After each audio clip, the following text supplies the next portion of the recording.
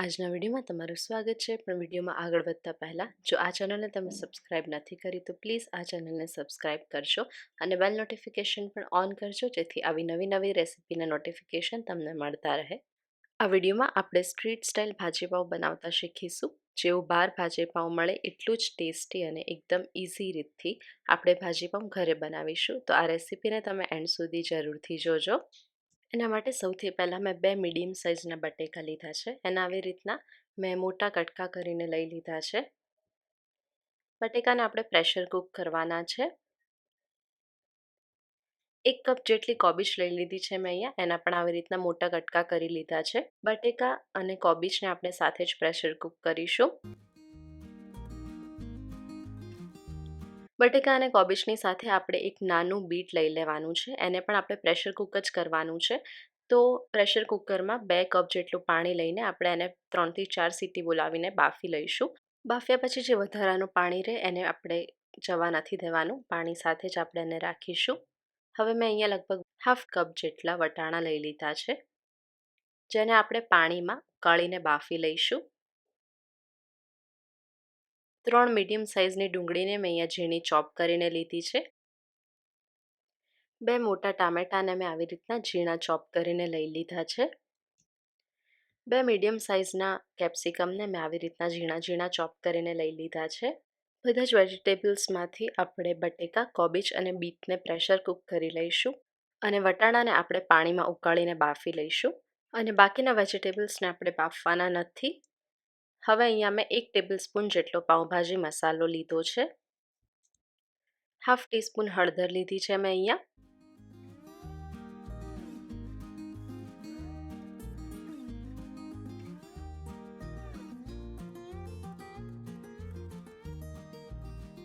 ¾ teaspoon ધાણા જીરું,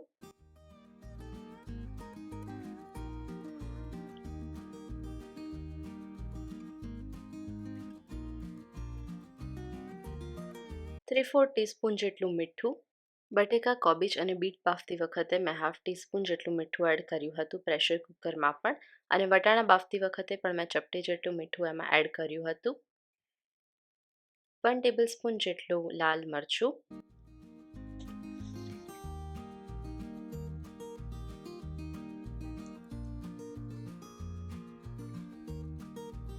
1 થી 2 ટેબલસ્પૂન જેટલી લસણની ચટણી, જેની લિંક તમને આઈ બટનમાં અને આ વિડીયોના ડિસ્ક્રિપ્શનમાં પણ મળી જશે. જે પ્રમાણે તમે તીખું ખાતા હોય એ પ્રમાણે નાખવાની. 4 થી 5 કળી લસણની અને 1 લીલું મરચું એની પેસ્ટ કરીને મેં અહીંયા લઈ લીધી છે.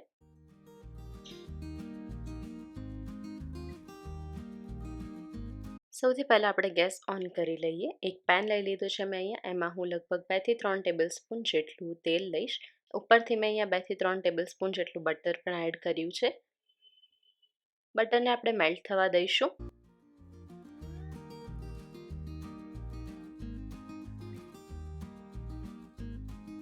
બટર મેલ્ટ થઈ જાય એટલે સૌથી પહેલાં અહીંયા મેં લસણ અને મરચાંની પેસ્ટ એડ કરી દીધી છે.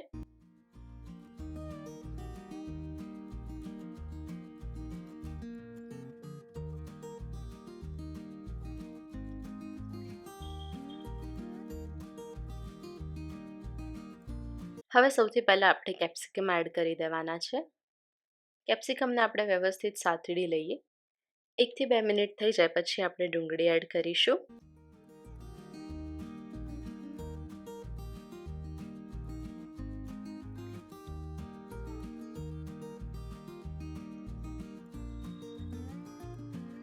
એકથી 2 મિનિટ થઈ ગઈ છે. હવે મેં અહીંયા ડુંગળી પણ એડ કરી દીધી છે. ડુંગળીને પણ આપણે વ્યવસ્થિત સાંતળી લઈએ લગભગ 2 થી 3 મિનિટ માટે.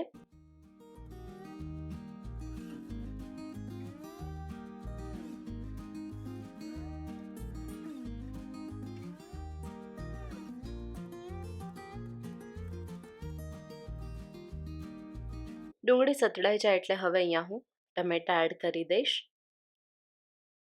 આવી રીતના બધું જ આપણે મિક્સ કરી લેવાનું છે.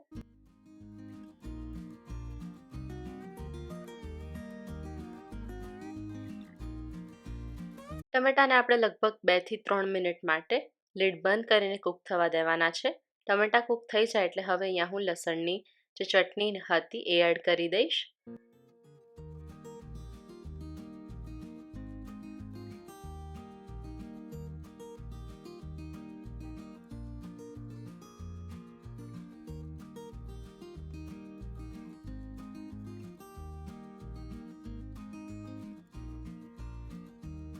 હવે અહીંયા હું મીઠું એડ કરી દઈશ, હળદર, ધાણા જીરું અને પાવભાજી મસાલો.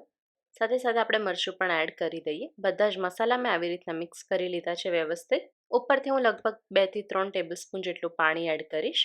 આવી રીતના બધું જ આપણે મિક્સ કરી લઈએ.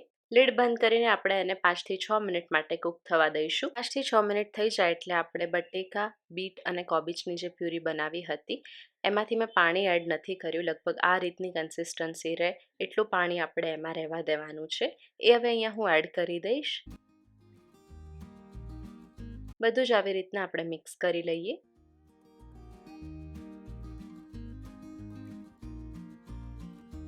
હવે એક મેશરની મદદથી આપણે જે બધા જ વેજીટેબલ્સ એડ કર્યા છે એને વ્યવસ્થિત મેશ કરી લેવાના છે. આ પ્રોસેસને આપણે લગભગ 3 થી 4 મિનિટ માટે ફોલો કરીશું.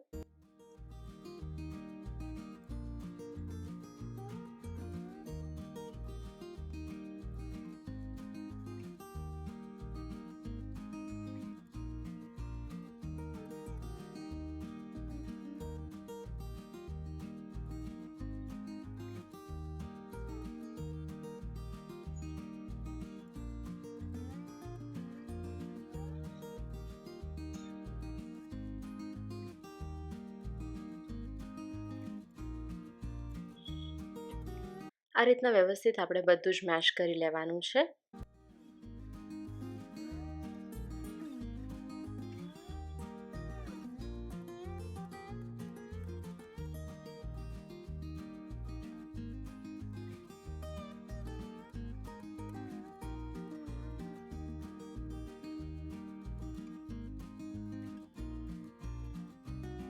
બધું જ આપણે વ્યવસ્થિત મેશ કરી લીધું છે અને એનું ટેક્સચર અને કન્સિસ્ટન્સી આ રીતની મને મળી છે.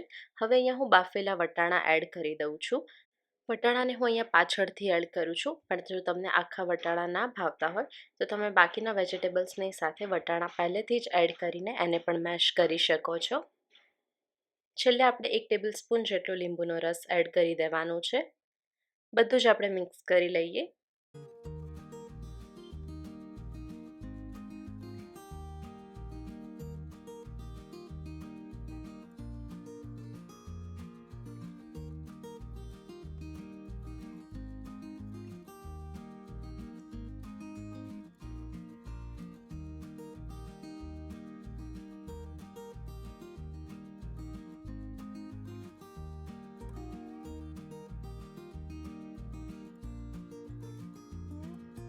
લાસ્ટમાં હવે અહીંયા હું 1 થી 2 ટેબલસ્પૂન જેટલું બટર એડ કરીશ, જેનાથી આપણી પાવભાજીની ભાજીમાં બહુ જ સરસ ફ્લેવર આવશે. ફરીથી એકવાર આપણે બધું જ મિક્સ કરી લઈએ.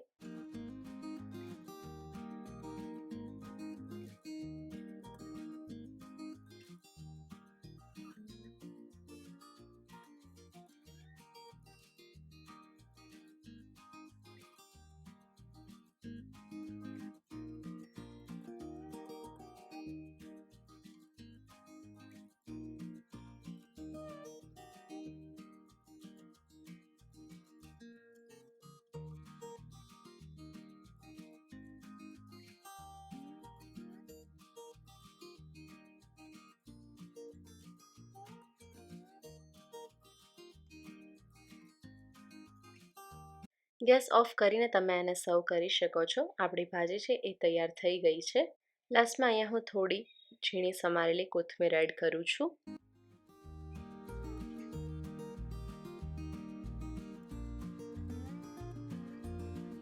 તો આ રીતના ઘરે જ આપણી સ્ટ્રીટ સ્ટાઇલ પાઉંભાજી તૈયાર થઈ ગઈ છે. જેવી બહાર મળે એવી જ પાઉંભાજી આપણે ઘરે બનાવી હતી. પાઉંને તમે 1 ચમચી ભાજીમાં શેકશો બટર સાથે તો એની ફ્લેવર પણ બહુ જ સારી લાગશે.